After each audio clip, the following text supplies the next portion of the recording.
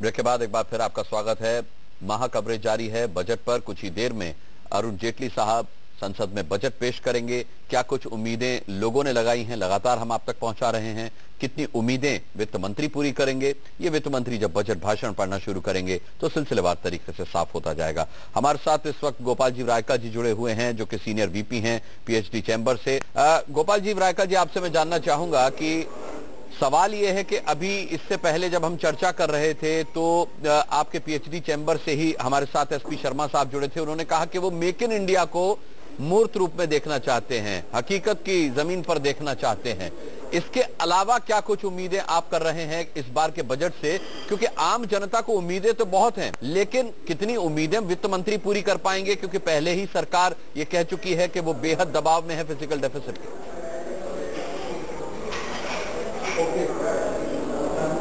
देखिए, इस वित्त मंत्री के सामने जो कार्य है वो है तो बहुत मुश्किल, फिर भी उनको कोई ना कोई समाधान तो निकालना ही पड़ेगा, क्योंकि प्रधानमंत्री जी ने कहा है कि ये उनका एनुअल एग्जाम है, तो मुझे ज़रूर है कि कुछ ना कुछ वो इनोवेशन या तरीका निकालेंगे।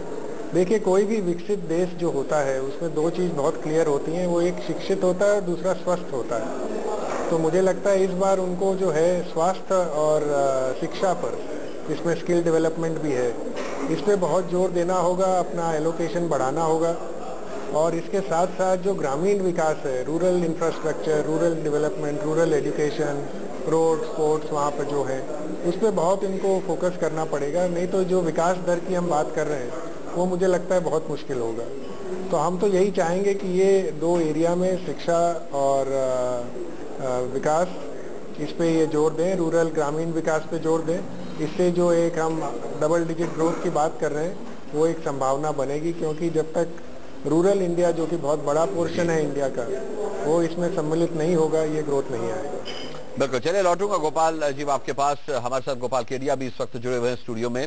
गोपाल केडिया जी, आम आदमी बहुत आम और सरल भाषा में समझना चाहता है कि क्या उसे टैक्स में रिबेट मिलेगी, क्या टीडीएस उसका कम होगा, जो हम मान के चल रहे कि 10% से 5 हो सकता है। एक आम आदमी ये जानना चाहता है कि इस बजट से उसे क्या मिलेगा। मुस्कान जी, जो मोस्ट एक्सपेक्टेड थिंग्स है इस बजट में, वो एक थ्रेशोल्ड लिमिट जो 2,50,000 है, तो मुझे पूर्ण विश्वास है कि इसको बढ़ा के 3 लाख रुपया कर दिया जाएगा। लेकिन मेरे को साथ में ये डर भी लग रहा है कि एक 87A में 2,000 रुपये का जो टैक्स रिबेट मिलता है, हो सकता है ये 50,000 लिमिट बढ़ाने के साथ उस रिबेट को वापस ले लिया जाए। तो अगर ये ऐसा होता है तो इफेक्टिव बेनिफिट जो है वो केवल 3,000 रुपये का होता है, क्योंकि 5,000 रुपये का टैक्स का बेनिफिट होगा और 2,000 रुपया वापस ले लिया जाएगा। ये 3,000 का मेरे को लगता है यहाँ बेनिफिट होगा। दूसरी चीज